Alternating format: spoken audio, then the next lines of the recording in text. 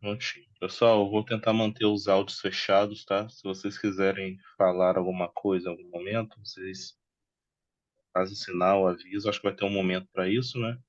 Mas até para não ter nenhuma, vazar nenhum barulho, nenhum som aí durante a fala, né? Na fala do João, eu vou manter todo mundo fechado, tá bom?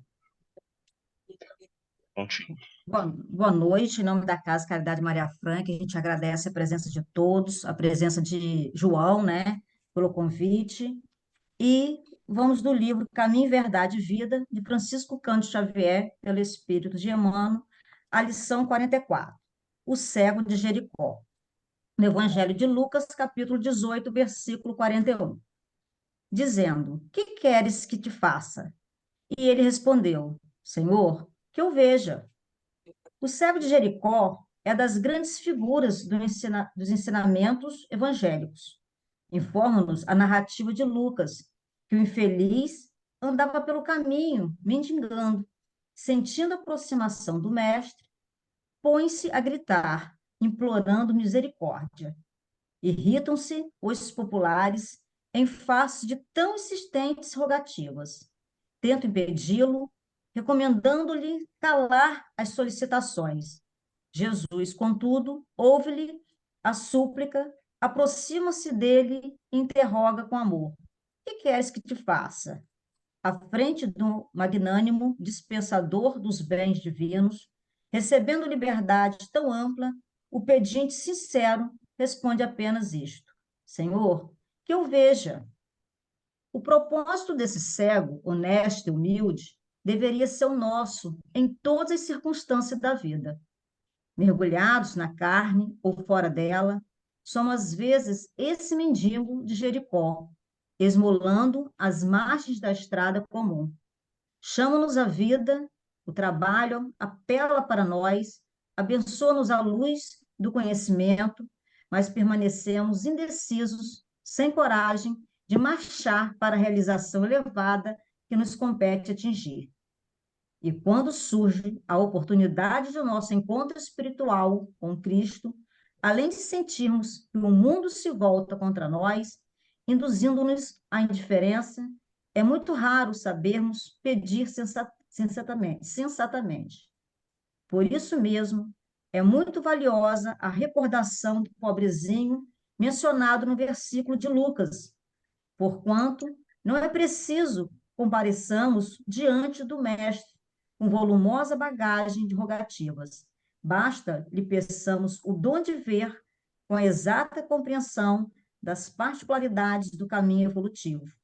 Que o Senhor, portanto, nos faça enxergar todos os fenômenos e situações, pessoas e coisas, com amor e justiça, e possuiremos o necessário à nossa alegria imortal. E Dinaí vai fazer a prece para a gente.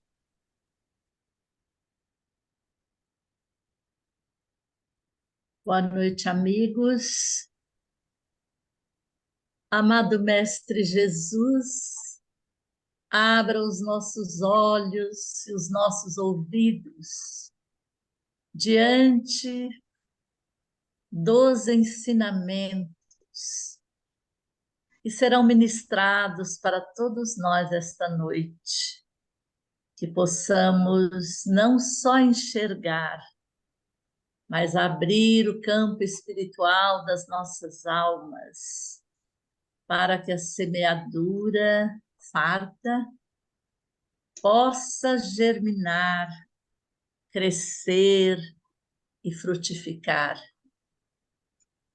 para fazer de cada um de nós multiplicadores do seu amor e da sua luz. Que a reunião desta noite seja proveitosa para cada um de nós. Vamos aproveitando este momento para emitirmos luz intensa, envolver o companheiro João Rocha, que amorosamente veio compartilhar conosco dos seus conhecimentos, do seu afeto e do seu empenho para formar, transformar trabalhadores para a seara bendita do acolhimento fraterno. Que Jesus, nosso amado Mestre, esteja presente em cada coração nosso. Graças a Deus. Boa reunião para todos.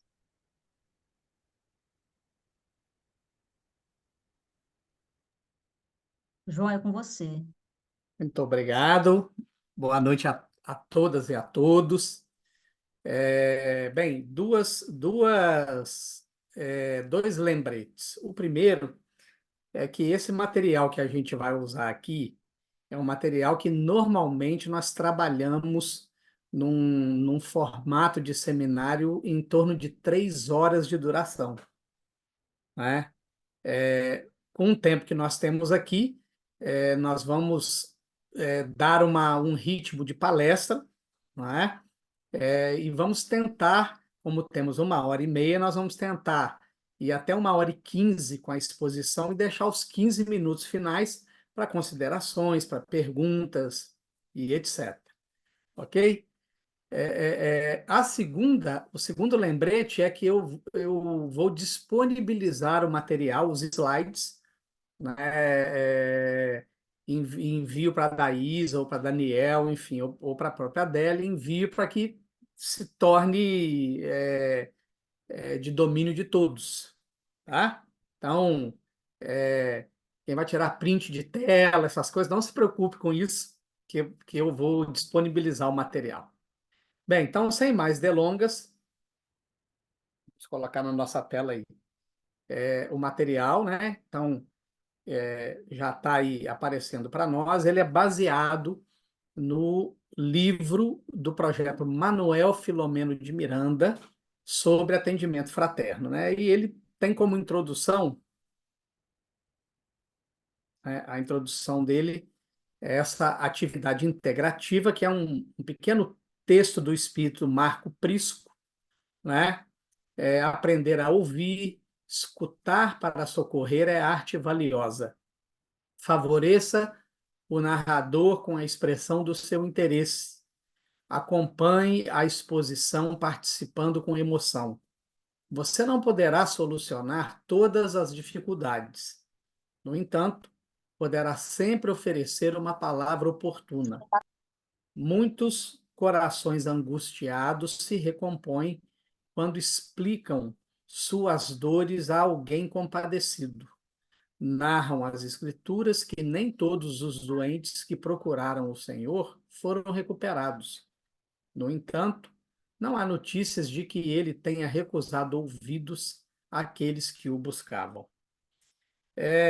Eu quero compartilhar inicialmente aqui algo da minha experiência profissional, né?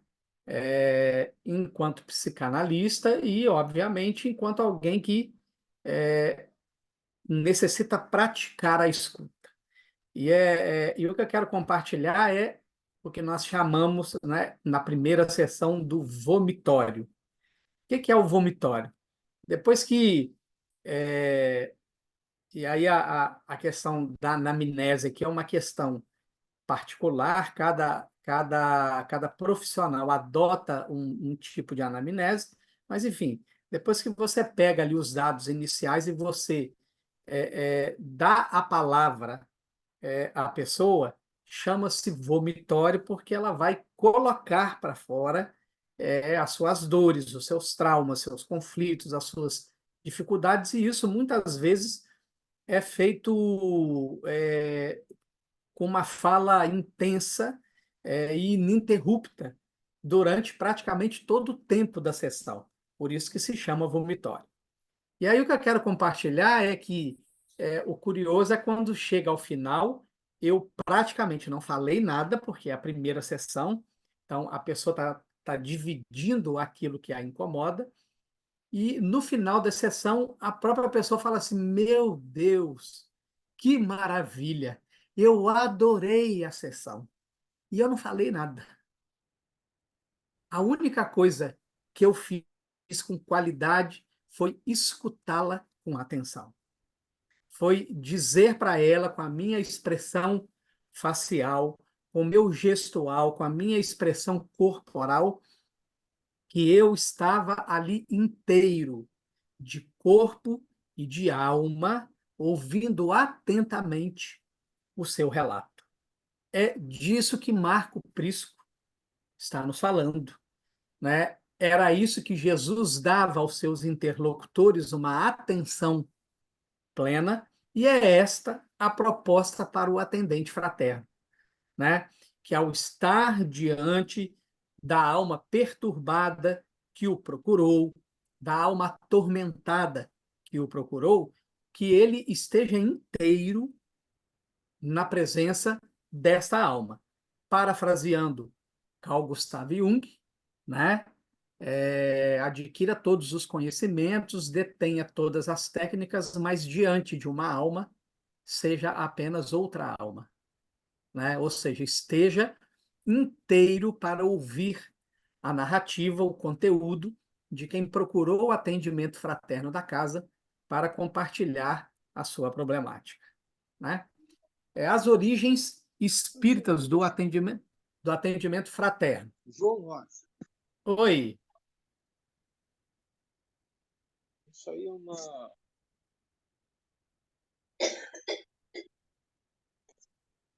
um curso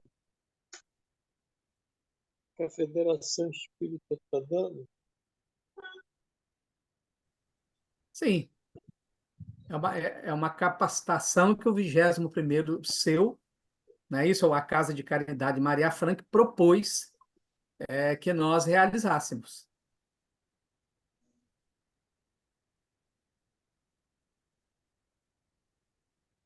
Posso prosseguir?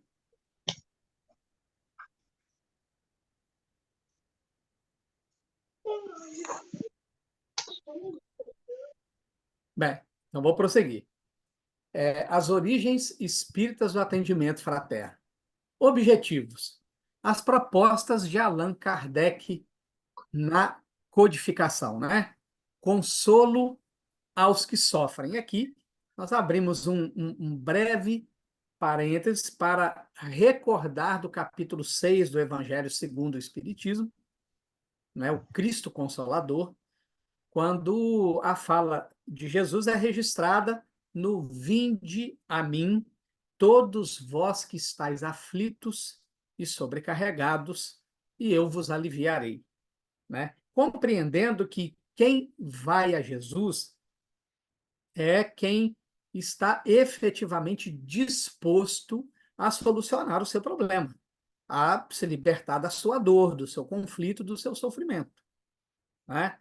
Emmanuel, inclusive, tem uma página luminosa a esse respeito, dizendo que não são todos os aflitos que recebem consolo, porque não são todos os aflitos que querem se libertar da sua aflição, dado que muitos caminham na vida com a autopiedade, com a vitimização e não querem se libertar desse estado de coisas, né? Mas aqueles que procuram o atendimento fraterno, né, nós compreendemos que eles estão ali dispostos a receberem ajuda. Portanto, a proposta é consolar os que sofrem, encorajar os caídos, estimular o combate para a libertação das paixões, do desespero, do suicídio, né? Deter o indivíduo no limiar do crime, seguindo a orientação que Allan Kardec deixou registrada no capítulo 26 do Evangelho segundo o Espiritismo: dai gratuitamente o que gratuitamente recebestes, quando Jesus nos orientou a sarar os doentes, a expulsar os demônios, a curar os leprosos, né? E dar de graça o que gratuitamente recebemos. As propostas de Joana, né, é receber bem, com urbanidade, com gentileza, com acolhimento, com simpatia, com amizade, né? E por quê? Porque nós vivemos num mundo onde a indiferença campeia, onde o egoísmo faz com que a maioria olha apenas para os seus próprios problemas, né? Aonde todo mundo quer falar alguma coisa, mas muito poucos estão dispostos a ouvir com atenção, a ouvir com qualidade, né? Orientar quanto aos recursos da casa, para que não se confunda o atendimento fraterno com psicoterapia, não é? Que é algo que acontece num determinado ritmo, num determinado tempo, não é? Levando a um processo de autoconscientização para que a pessoa, então, possa fazer as suas escolhas, sustentar essas escolhas, entendendo as consequências embutidas nas suas escolhas. Já o atendimento fraterno é um momento de orientação, de escuta para orientação e encaminhamento para os recursos que a casa espírita disponibiliza do campo de vista espiritual e trazer, como nós vamos ver adiante, né, buscar recursos fora da casa espírita, na medicina, na psicologia, de maneira a agregar ao valor espiritual, né, a mudança moral, a mudança mental e de ideais, que é a proposta da casa espírita, propondo as perspectivas novas para os problemas humanos à luz do espiritismo, a libertação, logo colocando diante do indivíduo que procura o atendimento fraterno que ele é o responsável pela mudança que ele está buscando. Tá? Âmbito de ação, onde nós somos atendentes fraternos. Né? E aí o texto já nos dá aí a direção. Né? Todos somos modelos em qualquer lugar, na ocasião própria, no lar, no trabalho, no mundo, no centro espírita. Acredito que todos nós que estamos aqui presentes já passamos pela seguinte situação, ou pelas seguintes situações. Né? Uma, estávamos na fila do banco, ou estávamos no mercado, enfim, estávamos num lugar e, inexplicavelmente, como nós dizemos, do nada, uma pessoa estranha começa a conversar conosco e daí a pouco ela está contando a sua vida, está falando dos seus problemas, está falando das suas dores. E esse é o momento em que nós nos tornamos atendentes fraternos. Né? E a outra situação, claro, chegamos, por exemplo, na casa espírita, ou encontramos com um companheiro de doutrina na rua ou em algum outro lugar, e o cumprimento inicial, né, a gentileza, o trato social e o afeto que vai no nosso coração nos leva a cumprimentar o outro, a perguntar como ele se encontra. E, de repente, aquela pessoa está com uma necessidade e ela começa a desabafar conosco. Né? Então, não há lugar para isso acontecer. Né? Isso acontece em qualquer lugar o tempo todo, e vejamos, nós vivemos atualmente na humanidade um momento de extrema pressão em todos os sentidos. Não é? Estamos aí diante de ameaças de guerra, não é? Estamos aí com ameaças ao emprego, estamos aí com ameaças de catástrofes climáticas, né? Vemos o clima se tornando cada vez mais hostil, não é? A violência em escalada, aumentando, não é? Isso nos coloca numa situação de tensão, de pressão, de insegurança. Então, a todo instante, essas questões externas acabam agitando profundamente o nosso interior e nós sentimos necessidade de desabafar. Então, somos atendentes fraternos em todos os lugares. A característica, escuta de qualidade. Né? Ao percebermos que alguém começa a falar de sua problemática, é necessário que tenhamos atenção, porque foi ali que Jesus nos escolheu para sermos a página viva do Evangelho atuando a favor daquele que fala para que nós possamos escutar. Quando o atendente fraterno atua? Nos problemas de personalidade, quando a pessoa procura, vai relatar conflitos, né?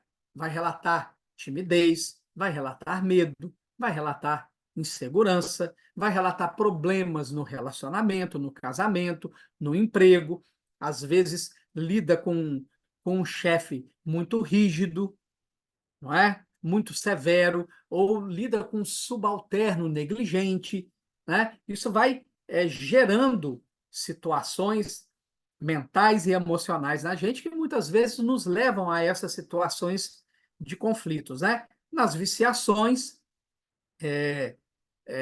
não apenas aquelas que dizem respeito à ingestão de substâncias, mas as viciações psicológicas, como a maledicência, não é? Como a viciação da preguiça, não é? Como a viciação da fuga psicológica, nos desvios de comportamento. As fobias, que é quando o medo ultrapassa o nosso controle e nós não conseguimos mais lidar com ele sozinhos, né? Impactando, incapacitando muitas vezes a vida daquele que é vítima de uma fobia, nas neuroses. E aqui nós podemos citar talvez a neurose mais conhecida de todos, mas não entendida por uma grande maioria que não trabalha né, com saúde mental como tal, que é o ciúme, né? Então, nesses casos, é quando o atendente fraterno atua, né? Nos sofrimentos provacionais, nas perdas, não apenas de afetos pela morte, mas também por aqueles afetos que decidiram caminhar na vida sem a nossa companhia, na perda de empregos, na perda de objetos que são valiosos, não é? Na perda, às vezes somos obrigados a mudar de cidade, e isso representa uma perda, isso leva a um luto, né? Então, são inúmeras questões que indicam um luto, que indicam uma perda, um impacto emocional dessa perda, nas dificuldades afetivas por conta de conceitos, de modelos que foram instalados em nós na infância, por gatilhos que foram instalados em nós, nas dificuldades afetivas, nas doenças graves que nos colocam frente a frente com a questão da morte, né? Na incapacidade para auxiliar, mesmo diante de um sofrimento agudo, né? E, claro, naquilo que é indiscutivelmente uma pandemia infinitamente superior à da Covid-19, que são as obsessões. Nós temos um trabalho no Centro Espírita Miguel Arcanjo, em Tombos, no SEMA, um trabalho de atendimento fraterno, seguido por uma captação da aura dos indivíduos. E nós podemos afirmar categoricamente que vivemos uma pandemia obsessiva. É raro o indivíduo que passa por este atendimento fraterno e que está livre de uma influência espiritual perniciosa. Uma grande maioria, nós poderíamos dizer aqui que do universo que nos procura, nós atendemos a cada terça-feira 5 pessoas. Deste universo de 5 pessoas, vejam, 3 em cada 5 estão em processo obsessivo gravíssimo, não é? E acreditamos que esta é uma situação generalizada na humanidade como um todo, né? Dado a baixa espiritualização da humanidade e, consequentemente, esse clima de medo, de insegurança, acaba facilitando né? Baixando a vibração, que as entidades inferiores encontrem em nós sintonia para nos influenciar e, pior, estabelecer conexão energética conosco. Qual é o perfil do atendente fraterno? Qualidades humanas.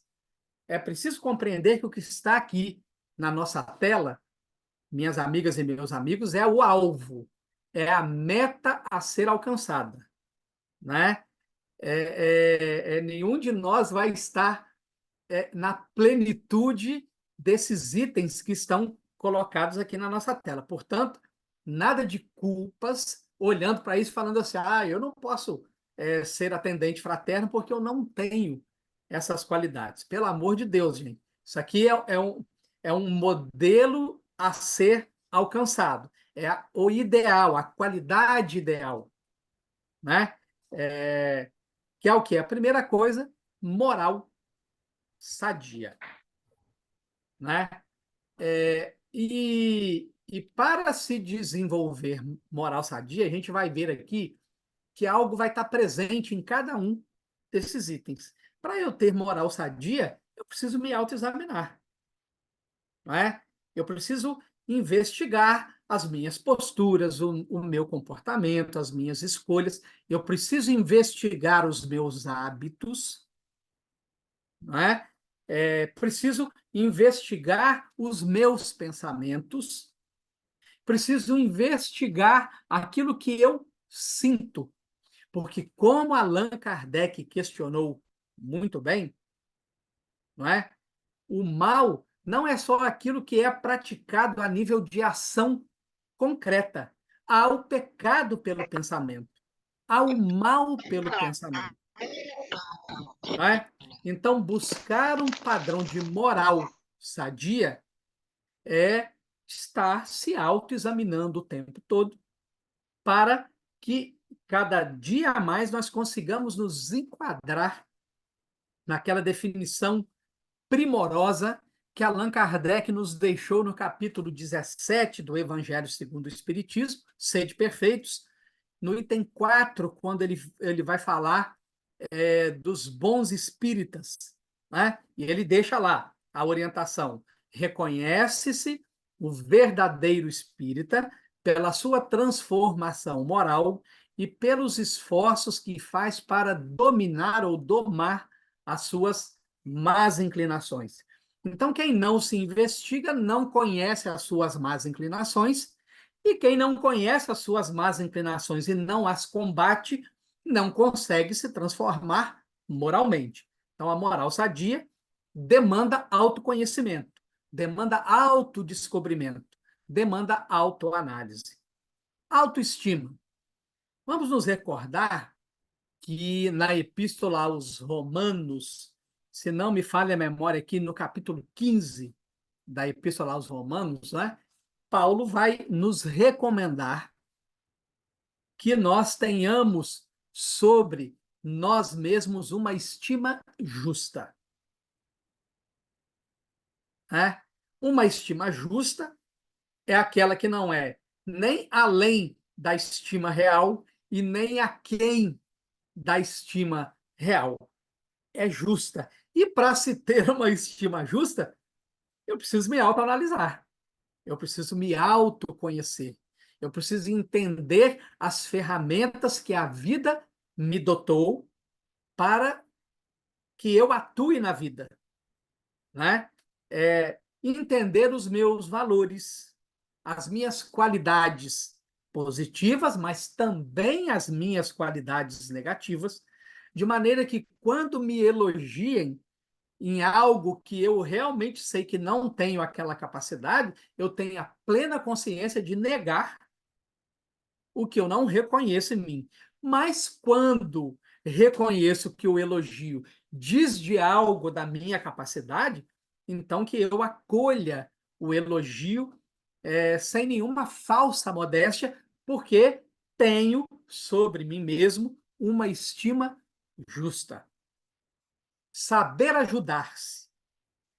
E nesse ponto aqui, eu gostaria de recordar da Via Crucis de Jesus, né? Quando, após ele ser preso, após ser humilhado, após receber as 39 chibatas, né?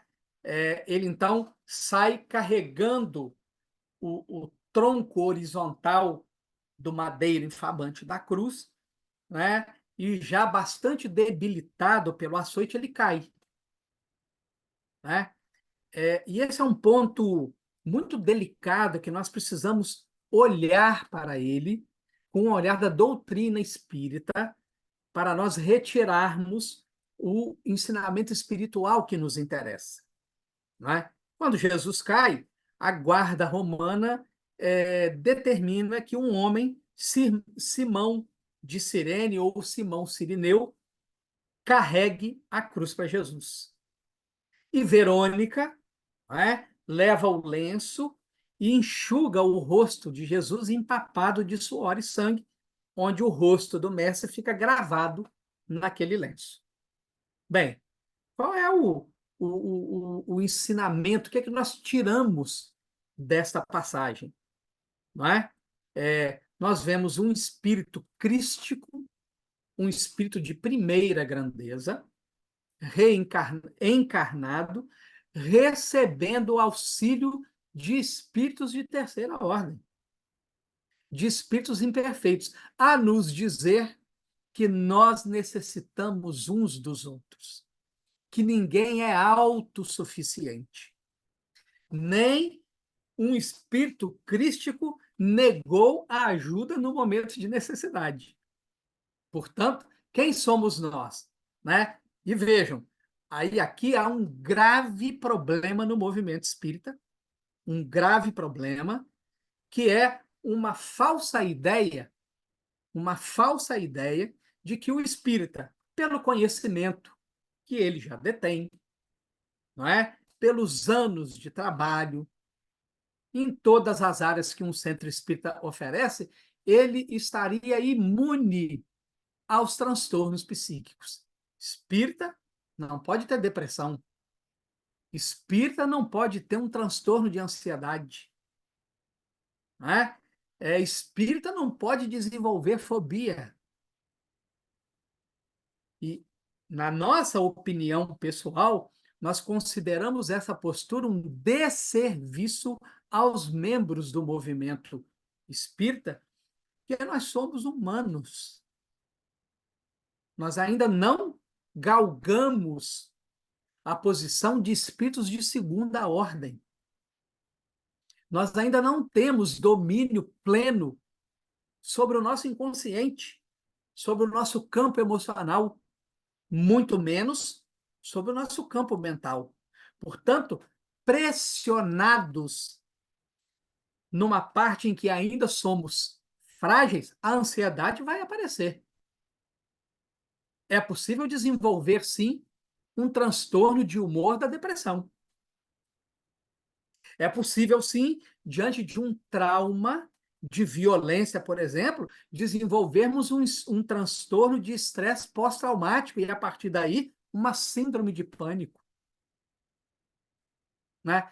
Então, o espírita precisa saber ajudar-se, ele precisa entender se ele não está bem, e se esse não estar bem prolonga-se por uma semana, por 2 semanas, por 3 semanas, ele precisa ter a humildade de saber ajudar-se, de buscar ajuda, de recorrer a terceiros, de recorrer ao próprio atendimento fraterno da instituição que ele frequenta, e aí recordamos-nos que Rossandro Klinger faz uma denúncia grave, não é? A esse respeito de que membros de uma casa espírita buscam atendimento fraterno em outra casa espírita porque não se julgam confortáveis o suficiente para dividir as suas dores com os próprios membros da casa que frequenta, demonstrando que não há ali, talvez, fraternidade, segurança para que o indivíduo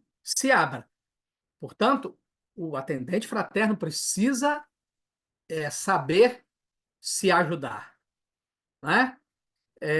Hábito de estudo e oração. Gente, isso aqui é algo muito sério, né? Me lembro aqui da Otília Gonçalves, que foi trabalhadora da Mansão do Caminho, 40 anos evangelizando, né? Otília desencarnou.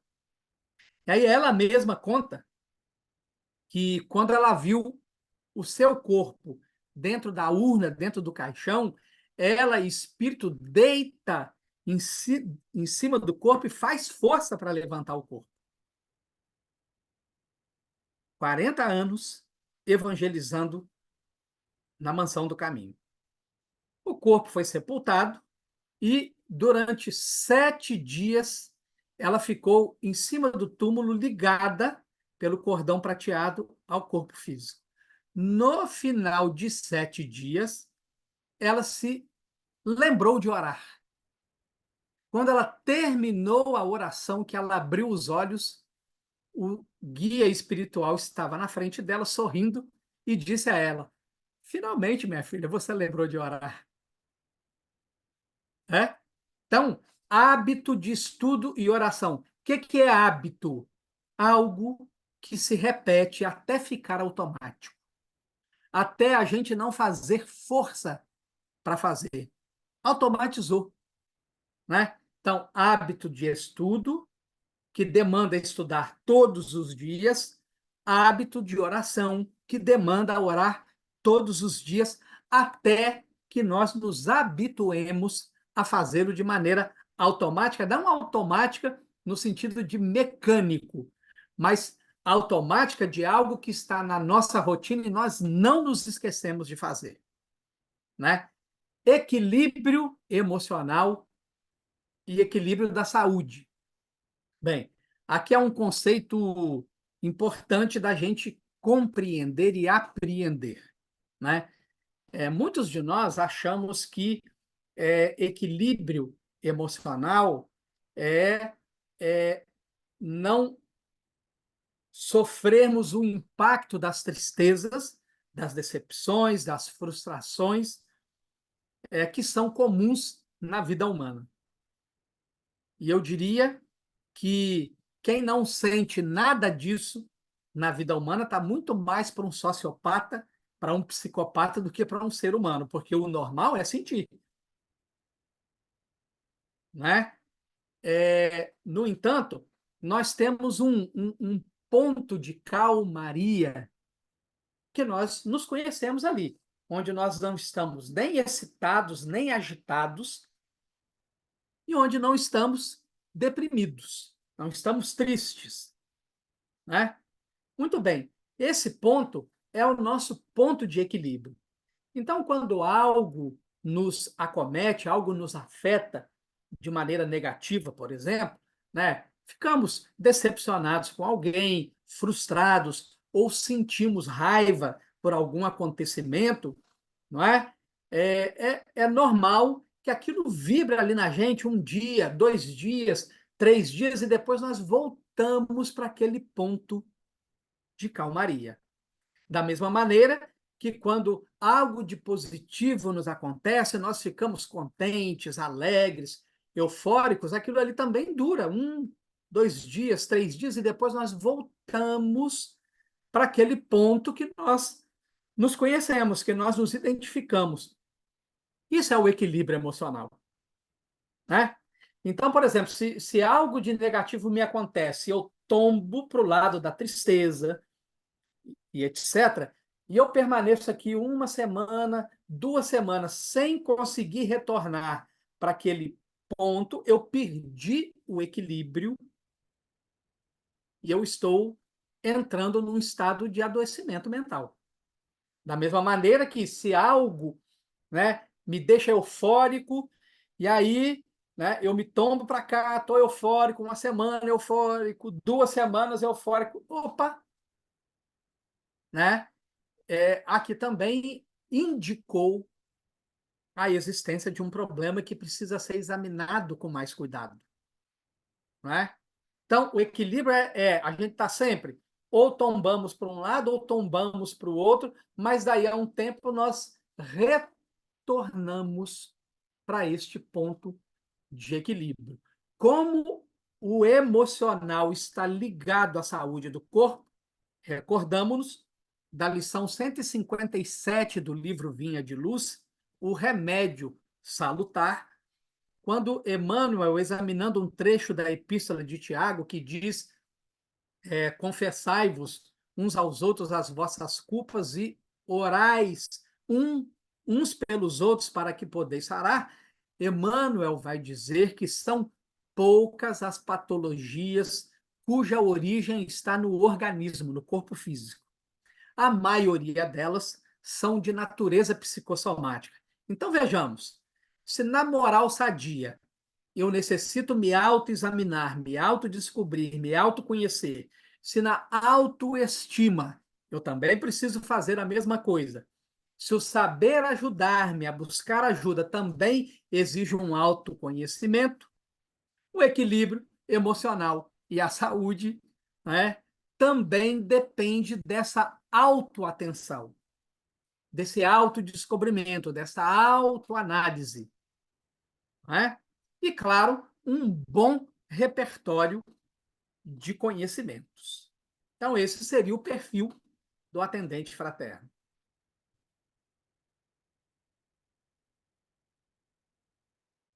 Requisitos doutrinários. Conhecimento da doutrina espírita. E aí, gente, eu vou fazer umas perguntas aqui que vão mostrar o quanto o nosso conhecimento de doutrina espírita é defeituoso. Né? Compreendamos que o primeiro requisito que se coloca aqui fala de conhecimento de doutrina espírita. Então, muito bem. Eu vou até interromper aqui o compartilhamento e vou pedir que quem está com a câmera fechada, por favor, abra a câmera, não precisa abrir o áudio. Abra só a câmera, que eu vou fazer uma dinâmica. Certo? E gostaria que todo mundo participasse da dinâmica para a gente entender o conhecimento de doutrina espírita. Ok? Então, vamos lá, gente. Quem não abriu a câmera aí, por favor, abra. Então, para não nos atrasar, vamos lá. Todo mundo aqui já leu o Livro dos Espíritos? Levanta a mão quem já leu. Muito bem. Todo mundo aqui já leu o Livro dos Médiuns? Levanta a mão, por favor, quem já leu. Muito bem. Todo mundo aqui já leu o Evangelho segundo o Espiritismo? Muito bem. Todo mundo já leu o Céu e o Inferno? Todo mundo já leu a Gênese? Perceberam que Céu, Inferno e Gênese foi o que a menor quantidade de pessoas levantou a mão? Significa o quê? O conhecimento de doutrina espírita está defeituoso. Porque o que compõe a doutrina espírita? Livro dos Espíritos, aqui por ordem de publicação, né? Livro dos Espíritos, Livro dos Médiuns, Evangelho segundo o Espiritismo, Céu, Inferno e Gênese. Isso é doutrina espírita. São as obras básicas, como o próprio nome diz, obras básicas.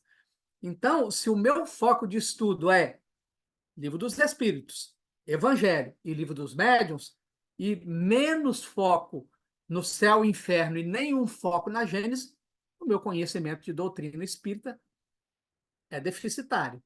E veja, mas espera aí, João, por que a Gênese é necessária no atendimento fraterno? Por que eu preciso ter conhecimento da Gênese como atendente fraterno? Vamos citar aqui o capítulo 15 da Gênese. O que tem no capítulo 15 da Gênese? Lei dos fluidos. Kardec estuda a lei dos fluidos do capítulo 15 da Gênese. Vou trazer uma única informação que Kardec estuda no capítulo 15 da lei dos fluidos, quando ele diz assim: um fluido de natureza superior. Dispersa e substitui um fluido de natureza inferior. Qual é a aplicação disso no atendimento fraterno? Se você, aí eu vou voltar aqui com o compartilhamento do slide. Vamos lá. Né? Se você está encaixado e está buscando as qualidades humanas de moral sadia, de autoestima, de saber ajudar-se, de hábito de estudo e oração, de equilíbrio emocional e de saúde, um bom repertório de conhecimentos, o simples fato de uma pessoa em desequilíbrio sentar na sua frente, a vibração da sua aura já atua beneficamente a favor dele. Você está aplicando literalmente um passe, porque nós não aplicamos passe só com as mãos, nós aplicamos passe com os olhos. Nós aplicamos passe quando a nossa fala vibra no amor, no acolhimento, na compreensão. As ondas sonoras vão vibrando o afeto, vão vibrando o bem, vão levando a melhor energia que há em nós. Portanto, conhecimento da doutrina espírita. Familiaridade com o evangelho. Então, olha o que essa palavra significa. Familiaridade, intimidade com o evangelho. Gente, não é intimidade com o livro Evangelho segundo o Espiritismo. Né? É a intimidade com prestar atenção no outro, fazer o exercício, o movimento da empatia, da tolerância, do acolhimento, né? Isso é familiaridade com o evangelho. Desejar o bem de quem está à sua frente. Conhecimento prático de mediunidade. Ô, João, mas espera aí. Conhecimento prático quer dizer que a pessoa precisa trabalhar numa reunião de desobsessão, numa reunião mediúnica para ser atendente fraterno? Não, é claro que não. Né? Mas a pessoa precisa entender, por exemplo, e aí sim é preciso estudar o Livro dos Médiuns, porque Kardec vai falar lá na eclosão da mediunidade, no Livro dos Médiuns, sintomas de natureza física e sintomas de natureza psicológica, tanto no momento em que a mediunidade eclode, tanto quanto nos momentos em que o indivíduo está num processo obsessivo. Quando, por exemplo, o sujeito está lá numa obsessão simples. Então, tem sintomas físicos e tem sintomas psicológicos. Então, é preciso ter esse conhecimento para que, na hora que a pessoa comece a relatar os seus problemas, a gente pergunte, por exemplo, você tem sentido peso na nuca, peso nos ombros ou a cabeça pesada? Você tem sentido calafrios de natureza desagradável? Você tem a sensação de vultos ou de presenças e quando você olha não tem ninguém? Você tem tido pesadelos? Você está muito irritável ultimamente? E somando esses sintomas, nós temos indicativo de que ou o sujeito está num processo de eclosão da mediunidade ou está num processo de obsessão simples. Então, é preciso ter um conhecimento prático de mediunidade. Conhecimento de psicologia, noções. Bem, por que é preciso ter noção de psicologia? Porque é preciso entender o subjetivo que está na nossa frente. É preciso prestar atenção na expressão do indivíduo. É preciso prestar atenção no tom que ele fala. É preciso prestar atenção em alterações na sua voz. Não é? É preciso tentar identificar o estado emocional que leva o indivíduo a falar naquele momento se há tristeza, se há raiva, se há medo.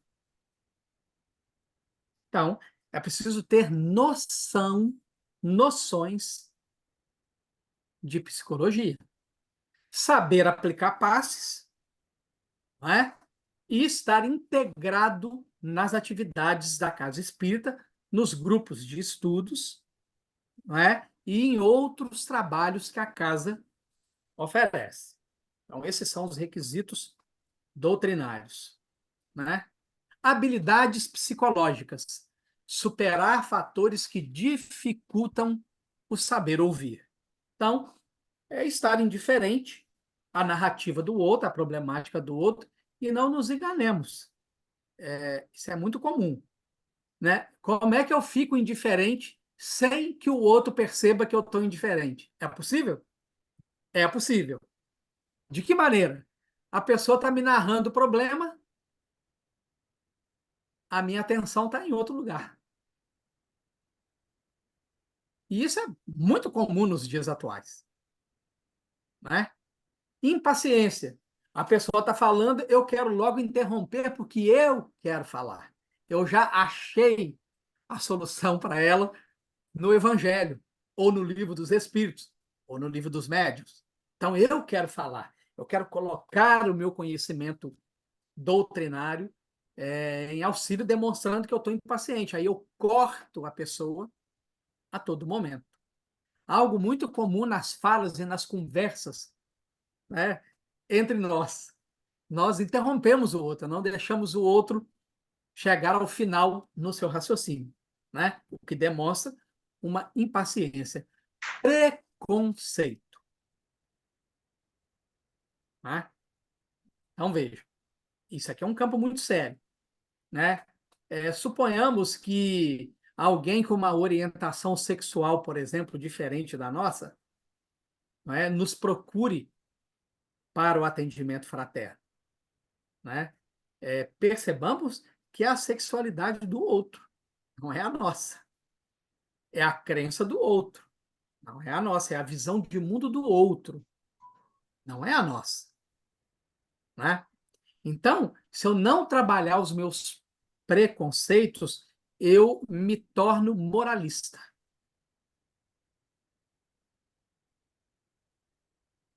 E num atendimento fraterno, quando eu me torno moralista, eu desperdicei a oportunidade do acolhimento. Né? Então, eu preciso trabalhar meus preconceitos, porque vou enfrentar situações que desconheço no atendimento fraterno. Né? Preocupação excessiva com a pessoa. Ou a preocupação de você, né? Será que eu fiz certo? Será que eu estou orientando certo? Né? É preciso confiar na intuição e entender que o atendimento fraterno é misto, ele é em duplas. O encarnado e um desencarnado que o intui em relação ao discurso e à pessoa que está à sua frente, e, claro, a ansiedade, né, que nos leva sempre a atropelar o outro. Como todos nós, em maior ou menor grau, ou mesmo circunstancialmente, apresentamos esses comportamentos, nós precisamos trabalhar, e aí, de novo, voltamos aqui à questão da autoanálise, do autodescobrimento, do autoconhecimento, que nos permitirão vencer, superar esses fatores que dificultam a escuta com qualidade. A empatia, óbvio, nos colocar no lugar do outro. E aí, há um tempo atrás, eu vi uma tirinha aí nas redes sociais, ela dá bem o tom do que é a empatia. Né? Então, o indivíduo está dentro de um buraco e ele está agachado lá, abraçado aos joelhos, assim, de cócoras, dentro de um buraco. Um outro indivíduo chega na borda do buraco e joga uma corda cheio de nós. Né? Aqueles nós como se fossem degraus, né? Para a pessoa apoiar o pé ali e ir subindo. Essa é uma atitude empática? A gente compreende que não é. né? Porque eu jogo a corda, mas eu não considero se o outro tem forças para subir a corda, se as mãos dele estão feridas ou não, para ele fazer força para subir a corda. Então, ao julgar a corda para o indivíduo que está lá dentro do buraco, eu ofereço a ajuda que eu quero, não a que ele necessita. Na outra parte de baixo da tirinha, um outro indivíduo pega uma escada, coloca dentro do buraco, desce a escada e se senta na mesma posição ao lado do outro. Aí é só deixar a mente vagar, né? Ali rolou uma conversa. Ali rolou um atendimento fraterno. O que você está sentindo, meu irmão? Tá tudo bem? Olha, eu trouxe uma escada. Será que você consegue subir? Se você não conseguir subir, eu posso te ajudar. Será que você quer sair do buraco? Se você quiser sair do buraco, eu posso te ajudar. Se você não quiser sair do buraco, eu faço companhia para você. Nos parece que a segunda atitude é a atitude da empatia, né? Compaixão, que é a etimologia da palavra compaixão, né? Significa o coração cheio de misericórdia, né? Então, o esquema de compaixão é agir em fraternidade, vibrar em fraternidade, que é fazer ao outro o que eu gostaria que me fosse feito, né? Na expressão de bondade, de ser bom, né? De acolher e esclarecer o indivíduo sobre a sua problemática. Muito bem? A técnica do atendimento fraterno, as fases. A primeira fase do atendimento fraterno é o atender. Então, é o primeiro impacto, é o primeiro momento, né? Então, o atendente disponibiliza-se de que maneira? Recebendo primeiro no ambiente, um ambiente apropriado, um ambiente que permita privacidade, onde a pessoa seja estimulada a falar daquilo que a incomoda, daquilo que a perturba. A postura do atendente, que envolve a questão da roupa, né? Uma roupa de bom senso, né? Porque você vai atender indivíduos de temáticas variadas, né? Então, a postura também corporal. Há aqui uma técnica da programação neurolinguística da PNL chamada rapport, que é, por exemplo, a técnica do espelhamento, né? Que é a técnica do espelhamento. Você imita a postura corporal da pessoa que está falando com você. Então, se ela sentou na sua frente, cruzou os braços, né, como eu estou fazendo aqui, daí a um tempo, não no mesmo momento em que a pessoa cruzou os braços, daí a um tempo você também cruza os braços. O que isso diz ao inconsciente do indivíduo que está na sua frente? Opa, ele está na mesma sintonia que você. E isso cria um canal de comunicação. Isso vale para pernas cruzadas, para posição de braços, né? Então a gente diz ao outro com a nossa postura corporal que ele tem em nós, né, alguém realmente disposto a ouvi-lo até o fim. E, lógico, a apresentação, né? Porque, por exemplo, imagine a Adélia me procurar para o atendimento fraterno, ela senta lá na cadeira da minha frente, e ao invés de eu estar com essa expressão aqui para ela, claro, né, eu acho que é uma expressão de simpatia, eu estou com essa expressão para ela. Fala, dela, estou aqui te ouvindo. E nos parece que vai mais assustar a pessoa do que incentivar a pessoa a se abrir, né? O atendente que se disponibiliza, ele vai observar o quê? Primeiro, as reações da pessoa durante o discurso, durante a fala. Não é? Vai prestar atenção aos sentimentos que surgem na narrativa. e vai prestar atenção no estado emocional que domina a narrativa, né? Então, o atendente se torna não apenas alguém que escuta, mas alguém que observa. Por isso, as noções de psicologia que nós falamos ainda há pouco, né? E escutando, o que o atendente vai selecionar? Ele vai selecionar o que ele julgou importante na narrativa, no discurso, não é? Ele vai não julgar. E não julgar, minhas amigas e meus amigos, não é só na fala você dizer algo. A nossa expressão julga. Então, imaginemos a seguinte situação, né? Procura-nos um corrupto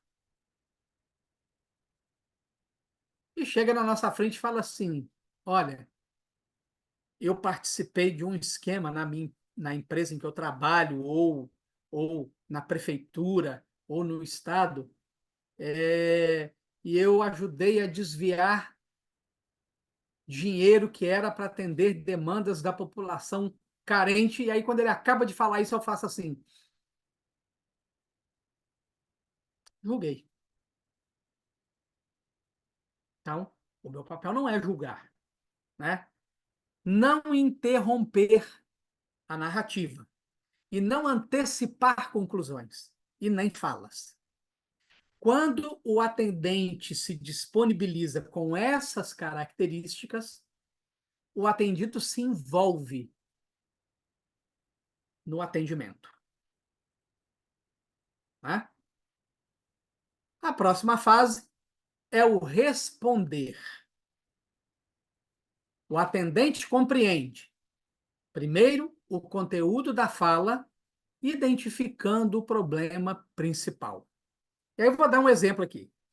Uma esposa me procurou numa certa ocasião e ela expôs para mim que ela queria se separar do marido, que o marido, ela não aguentava mais viver com ele, que ele era um folgado, e aí ela começou a fazer um checklist do que ela considerava os defeitos do marido. E ela gastou aí uns 20 minutos nesse checklist, né? Quando ela terminou de fazer todas as pontuações de reclamação do marido, ela me perguntou assim: você não acha que eu estou correta? E aí, qual foi o ponto principal do problema aí? Ela estava com dúvidas, porque alguém que está convicto vai pedir a opinião de alguém? Não vai, né? Então, quando ela perguntou se eu não achava que ela estava certa, ela expôs a dúvida. Ela estava insatisfeita com a relação, mas ela não estava segura do que fazer a respeito disso, e ela queria que eu validasse o desejo dela de se separar. E eu respondi para ela assim: quando você começou a namorar com ele, você me perguntou, você pediu a minha opinião? E aí ela ficou surpresa e falou: claro que não. Aí eu falei: pois é, agora na hora de separar, você quer que eu te dê minha opinião? Eu não vou te dar minha opinião, mas eu vou te dizer que você está com dúvidas. Porque se você tivesse segura de que separar é a melhor opção, você já teria se separado. Portanto, se você está com dúvidas, não tome nenhuma decisão, porque a tendência é que quando decidimos com dúvidas, nós nos arrependemos, não é? Você está numa crise, deixa o tempo passar, saia dessa crise, reflita. Ele também tem qualidades, você não me falou das qualidades dele, você só falou dos defeitos. Então, ele também tem qualidades. Identifique as qualidades dele, pese na balança, e se você julgar que os defeitos são maiores do que as qualidades, você é livre para se separar. Mas pode ser que você se surpreenda, talvez as qualidades sejam maiores do que os defeitos, e fora da crise você vai ter um outro olhar para o problema, né? Então, é identificar o problema principal, é identificar o sentimento, a emoção preponderante. Se é alegria, se é tristeza, se é raiva, se é medo ou se é confusão, né? o comportamento da pessoa, o quanto ela está agitada, o que a linguagem corporal dela fala, o que o gestual dela fala, né? E as perguntas sempre esclarecendo à luz da doutrina espírita, e é por isso que precisa, como pré-requisito, o conhecimento de doutrina espírita, compreendendo as 5 obras básicas, né? Quando o atendente responde compreendendo, o atendido analisa-se e se explora. A próxima fase é personalizar o atendimento, né? Então, o atendente facilita a conscientização do atendido, estimulando a compreensão da experiência, ajudando na percepção do que deixou de ser feito, encorajando mudanças de atitudes, estimulando a visualização de metas próximas ou futuras. Então, quando o atendente personaliza o atendimento, formata o atendimento exclusivamente para o atendido assume-se, conscientiza-se. E, por fim, a última etapa é o orientar. O atendente mostra possíveis soluções, né? Informando os recursos que o centro espírita oferece. E aqui, minhas amigas e meus amigos, é importante entender isso com precisão, para não cairmos no equívoco de achar que o centro espírita resolve todos os problemas do indivíduo, né? Então, quais são os recursos que o centro espírita oferece? Estudo, passe, água fluidificada, conversa fraterna, que não é terapia psicológica, certo? Aí onde os recursos da terapia da medicina entram, informando sobre outras portas além do centro espírita. Então, se a pessoa durante o atendimento fala para você assim, nossa, eu estou tendo crise de ansiedade tem mais de um mês. Gente, tem que encaminhar para um psiquiatra, tem que encaminhar para um psicólogo, para um psicanalista.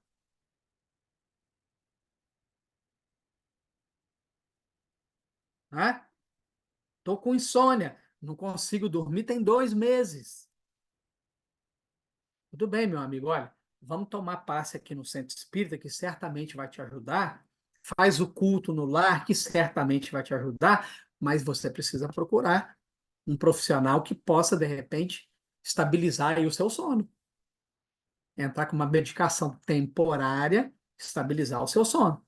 Então, essas são as outras portas além do centro espírita, valorando atitudes e projetos de vida cogitados pelo atendido, alertando-o sobre equívocos ou ajustes necessários nesse projeto, ou estimulando quando a gente compreende que a proposta do atendido é boa, certo? Então, quando dentro da orientação o atendente mostra possíveis soluções com critério, com lógica, com bom senso, mas acima de tudo com fraternidade, com amor, o atendido decide, movimenta-se e age. Se personalizar é definir o onde, orientar é determinar o como. Né? E, por fim, para a gente chegar aqui ao final da nossa exposição, a ritmo de palestra, como mencionamos, e abrirmos aí para considerações, né? Nós temos um esquema aí na nossa tela sobre o atendimento fraterno, atendimento espiritual, né? Então, percebamos, né? A recepção encaminha primeiro para um atendimento reservado, né? Para uma conversa fraterna a sós. Depois desse atendimento, o atendimento em grupo. De que maneira? A pessoa vai ouvir uma palestra pública, vai participar de grupos de estudos, vai receber o passe, não é? Lógico, é um convite que vai ser feito, mas João, peraí, isso feito para católicos, para evangélicos que procuram atendimento fraterno? Gente, é lógico. Se um católico, um evangélico, um ateu chega a procurar o atendimento fraterno de uma casa espírita, acreditemos, ele já rodou atrás dos recursos da medicina na própria igreja ou no próprio templo onde ele frequenta e ele não encontrou resultados satisfatórios. Então, quando ele decidiu ir ao centro espírita, ele está aberto para que os recursos do centro espírita atuem favoravelmente a ele, né? Na entrevista privativa individual, quem trabalha com fichas, né, é, é importante registrar sem identificação, né? Coloca lá as iniciais do nome, né? Ou coloca o primeiro nome somente, sem colocar o sobrenome que identifica, né? Para manter o sigilo a respeito daquela pessoa. Muito bem, Adélia e demais amigas e amigos, chegamos aqui ao final da nossa exposição e vocês fiquem à vontade para fazer considerações, perguntar, discordar. Passou tão rápido. Sou rápido. Gente, alguém quer fazer alguma pergunta, pode direcionar. A Marilândia levantou a mãozinha ali, ó. Ótimo, bora, Melry. Boa noite, João. Boa noite, É querida. um prazer revê-lo Igualmente. e a todos, né, aqui que estão nesse grupo tão lindo. Eu gostaria de ouvir o que eu vou falar aqui, a sua opinião, como você vê a seguinte questão. Eu trabalho há quase 50 anos na educação. Uhum. E teve um momento aí da sua fala que você falou na questão da gente não ficar carrancudo, ter um semblante, né, de sorriso, né, assim como No atendimento, no Marilândia. atendimento, é No atendimento. no atendimento Fora mesmo. do atendimento, ficamos aborrecidos, vamos nos permitir Não, é no atendimento, no né, essa atendimento. explanação do Isso, atendimento. isso. E aí eu me lembrei em algumas situações que no meu trabalho eu tive a presença de psicólogos e tudo mais.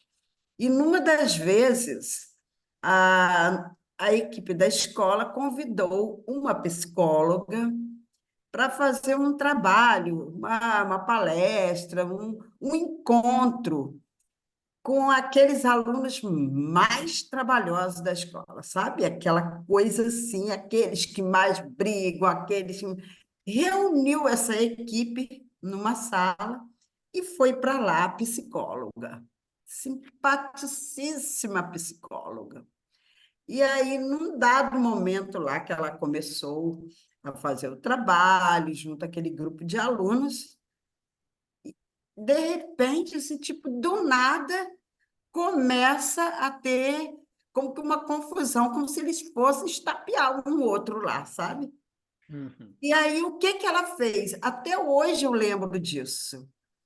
Ela virou e falou assim: vamos aplaudir, vamos aplaudir. E começou assim, todo mundo batendo palma, batendo palma. E aquilo me marcou muito. Eu gostaria de te ouvir a esse respeito. Olha, essa psicóloga usou uma técnica de domínio de público aí fenomenal, né? Onde, ao invés dela gerar tensão, ela atuou exatamente em sentido contrário, né? Ela transformou aquele momento de tensão, né? Quebrou completamente o campo de violência, né? É, então, ela foi muito sagaz na utilização da técnica. Perceba, Marilande, que de uma outra forma, não é? É a mesma coisa que Jesus fez quando atendeu os homens que queriam apedrejar a mulher adúltera. Eles chegam naquela energia de violência, de agressividade, de tensão, questionam Jesus. E o que que Jesus faz? Mantém-se em silêncio, não é? Escrevendo no chão.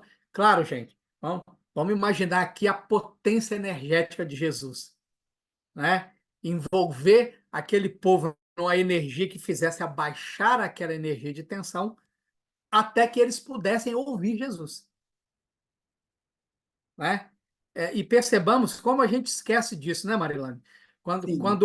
Por exemplo, uma hipótese aqui, eu e você iniciamos uma discussão, nós normalmente não temos a sabedoria de parar, um dos dois parar e pensar assim, gente, tudo que eu falar aqui agora não vai ter efeito nenhum.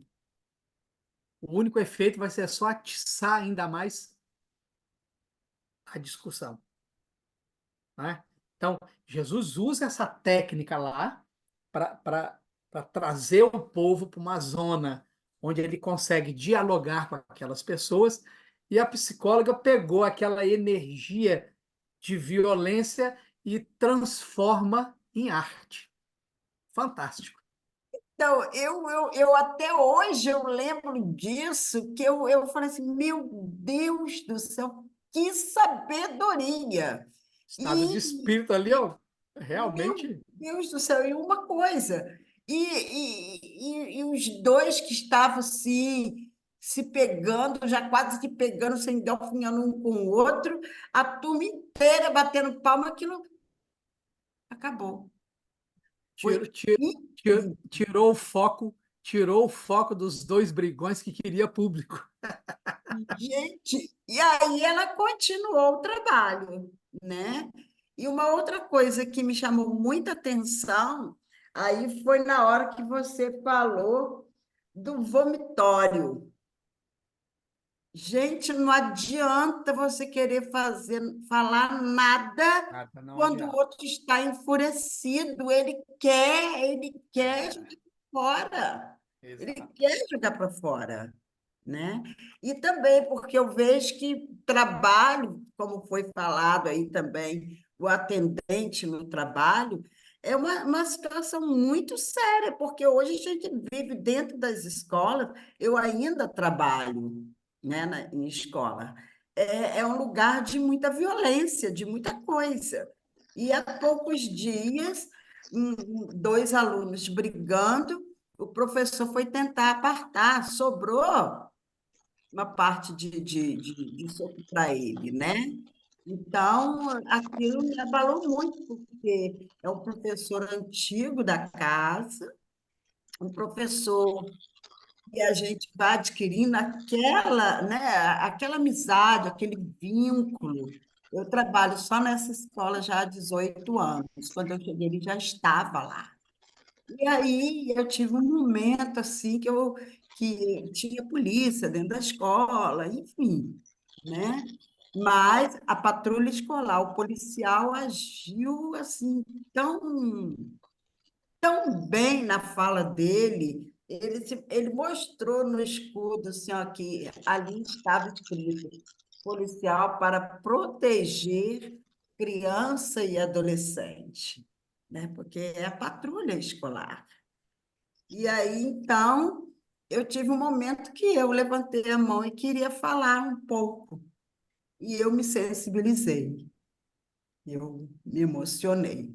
Eu falei assim, meu Deus do céu. Aí depois, quando eu saí daquele ambiente ali, foi para um outro lugar, que eu fiz um comentário com uma outra pessoa, ela virou e falou assim, você não pode pegar para você a dor dos outros. Você não pode ficar fazendo isso. Aí eu fiquei, "Ih, meu Deus, eu não posso? Como é?" E eu gostei muito quando você falou aí da questão da emoção. Não sei se é isso. Parei aqui porque eu sei que tem mais gente.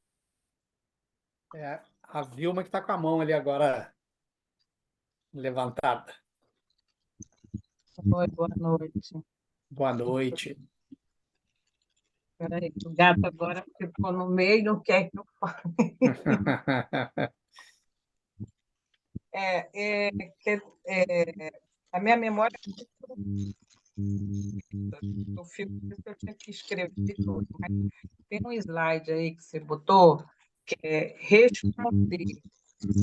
Tem que responder. Tem um slidezinho com o atendente compreende. Ah, certo. Então, você consegue botar aí de novo, assim, com eu falando? Consigo. Peraí, vou colocar ele agora.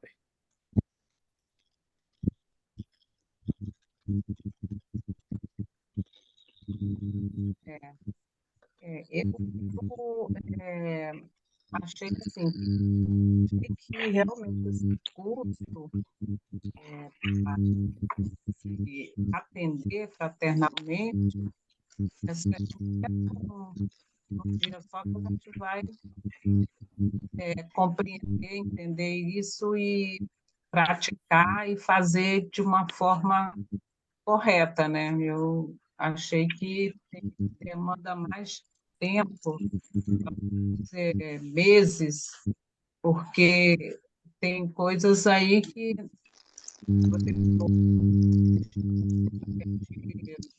noções de psicologia, né? Assim que você tem então a gente tem que saber que noções são essas assim.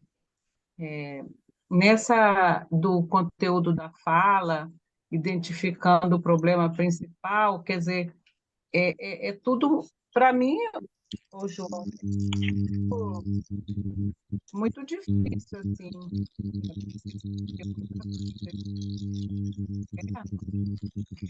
identificar, assim, quando ele está falando, tudo, é porque ali eu estou ouvindo, não estou, se eu estiver ouvindo e estiver ali tentando colocar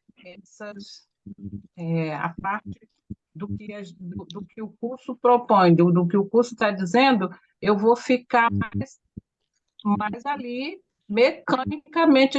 Ele está falando e eu não estou nem ouvindo, estou vendo como você falou mesmo. Será que eu estou entendendo certo isso?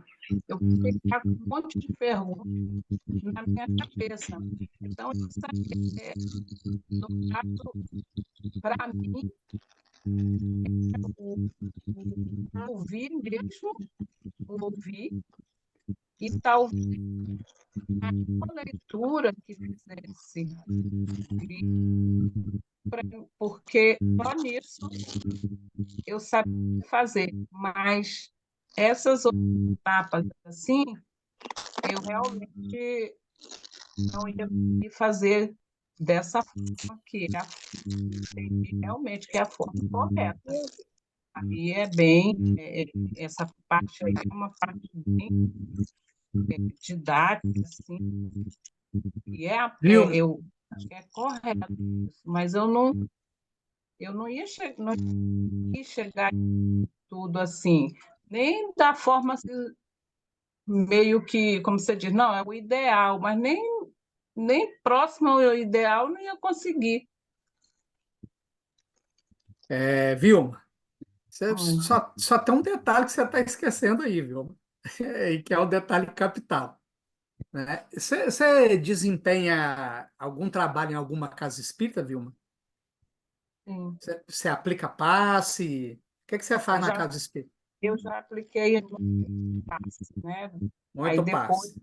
saí, Muito bem. depois Certo, fui para a mediúnica. certo. Eu quero que você se recorde aí, Vilma, da primeira vez que você aplicou passe na sua vida. Você lembra? Foi realmente Você estava essa, segura ou você estava insegura, não, estava viu? insegura, não sabia qual era Insegura, a parte que ia fazer. não é? Depois você faz uma, duas, três, 10, 20, 30. O exercício gera segurança. Você vai fazendo ajustes, não é? E você vai se sentindo segura. O atendimento fraterno, Vilma, não é diferente, né? pode parecer muito intimidador essa questão de você prestar atenção no subjetivo, né? Na entonação de voz, na expressão. Mas, Vilma, a gente faz isso automaticamente, né? Quando nós conversamos uns com os outros, nós prestamos atenção nessas coisas, né? Tanto que às vezes a gente fala assim, nossa senhora, ó, fulano tava com a raiva que ele tava na ponta dos cascos, ou seja, ó, percebe? Nós identificamos a emoção predominante, nós identificamos o tom de voz mais intenso, mais agressivo, nós percebemos a expressão facial da raiva, o gestual, só que aqui no slide, Vilma, isso tá, assim, a gente pega aquilo que a gente faz de maneira natural e ali só está especificado. Mas como todo trabalho espírita, não é? É na execução do trabalho que nós vamos nos capacitando, que nós vamos nos qualificando. Isso aqui de hoje é um simples pontapé inicial, um simples empurrão, não é? O primeiro atendimento, a gente vai perceber todos os detalhes? É óbvio que não vai. Nem adianta achar que a gente vai dar conta que a gente não vai. Mas, na medida em que a gente vai se familiarizando com a prática e com as técnicas, daqui a pouco a pessoa senta na nossa frente, a gente já olha para o semblante e nós fazemos uma série de registros só de olhar para a pessoa. Então, assim, não se preocupe com isso, viu? É só colocar em prática que a gente se desenvolve. Aqueles primeiros, né, então, seriam os prejudicados, porque eu ia os primeiros não iam ter um atendimento correto, porque eu ia ficar. Mas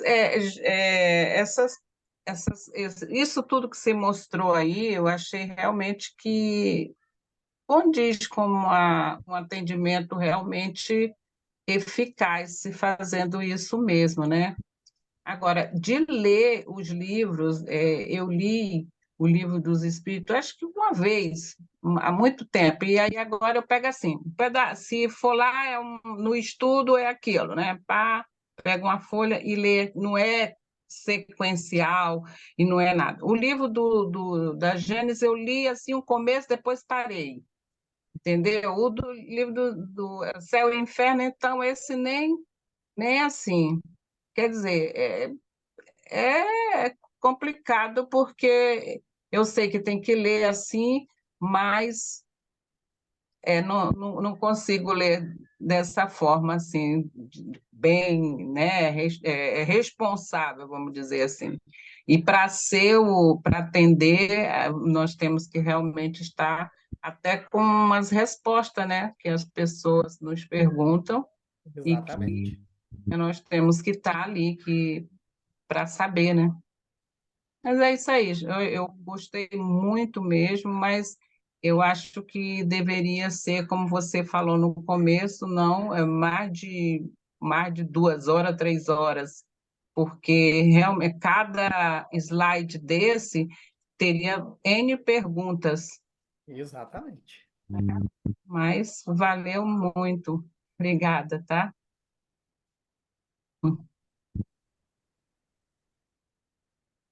João, a gente está finalizando, mas me tira só assim uma dúvida. Numa dos estudos que eu fiz sobre atendimento fraterno,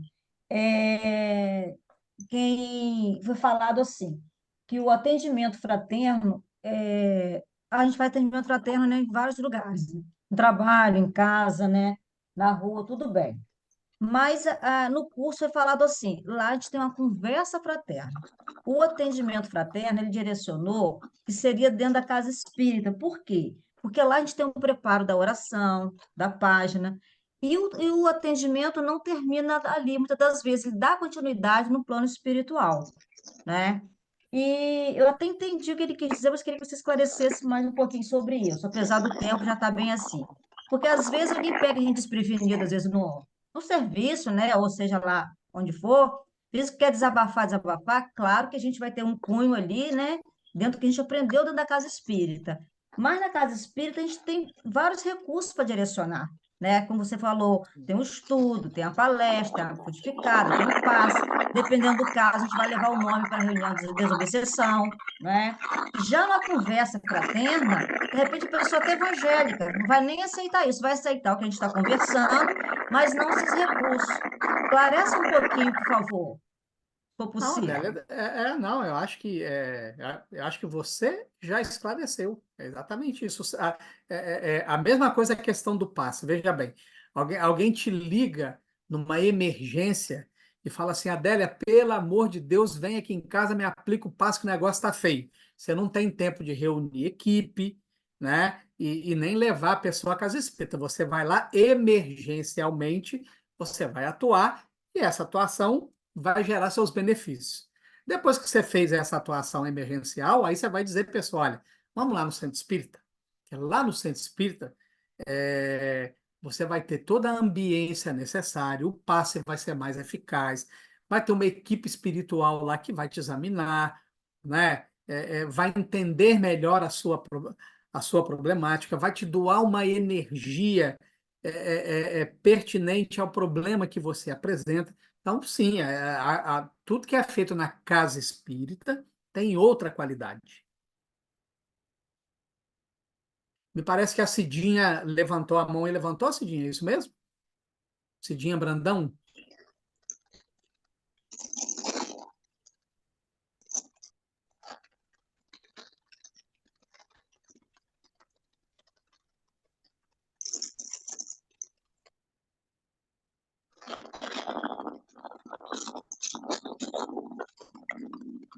Adélia, estamos sob seu comando. Podemos finalizar?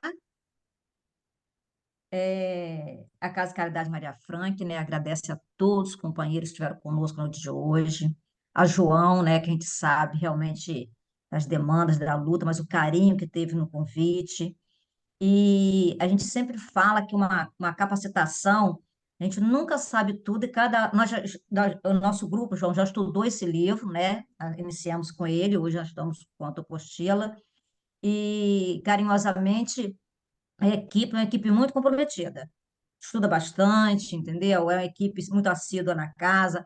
Hoje, a Edna e o Austin, eles estão distantes, mas ao mesmo tempo eles estão próximos da gente, mas sempre quando estavam aqui também, lá em São Paulo, eles fazem parte da federativa de lá, estuda bastante.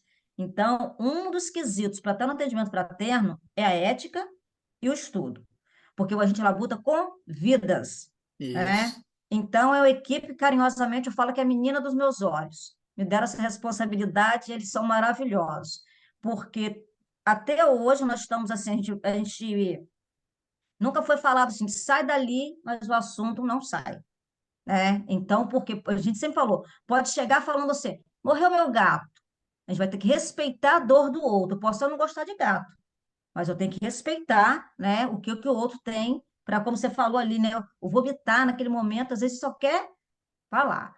Então, é uma equipe que, graças a Deus, a gente tem muito, muito cuidado, muito, muito zelo, porque ética, eles têm bastante, e a gente tem muito essa preocupação, porque são vidas que chegam ali e confia na gente, tá? Eu vou pedir a Marilante para fazer a nossa oração final. Chega aí, João, nossa energia, nosso abraço para você, para sua família. Você é o lindo despertador que você tem aí agora, a Daísa falou. E a gente está muito feliz que cada capacitação que a gente tem, na terça-feira nós tivemos um da área mediúnica, né? Hoje, né, da parte do doutrinário atendimento fraterno, e isso só nos deixa mais assim, agraciados realmente com o trabalho do Cristo, a responsabilidade do trabalho do Cristo. Tá? E Deus te abençoe, e um abraço a todos que estiveram conosco nessa noite de hoje. Melhore com você. Eu queria falar, posso falar um pouquinho? Pode um pouquinho, porque o João também tem um horário aqui, mas você pode falar um Tá. pouquinho. Então, eu entrei achando que eu ia ter um atendimento fraterno, entendeu? Porque eu estou precisando. Eu falei, eu não sabia que era um curso não, né? Um assunto para você dar o atendimento fraterno. Aí, no caso, eu precisando do atendimento fraterno, eu procuro quem? Você é da onde? Eu sou de Barra do Piraí. Barra do Piraí. você procura ver se tem a sua casa aí tem atendimento fraterno. Caso não tenha, a nossa Casa Caridade Maria Franca a gente faz de maneira virtual, tá? Ah, Você pode tá. procurar. Meu nome está lá, Adélia, o contato. Seu nome é Uhum. como? Maria Aparecida Costa Brandão. Maria Aparecida. Qualquer coisa, entre em contato com a nossa casa também, Maria Frank, que a gente pode marcar um atendimento virtual para você. Ou se não, você procura sua casa na sua cidade, se tem alguém aí no grupo, você marca o atendimento fraterno. Você pode ficar à vontade, tá Tá bom, bom? muito obrigada, tá? Tá, Boa noite a tá. todos. Boa noite. Cidinha, querida, só de você estar aqui, você já está sendo atendida. Confie, Ah, muito obrigada. tá, meu amor?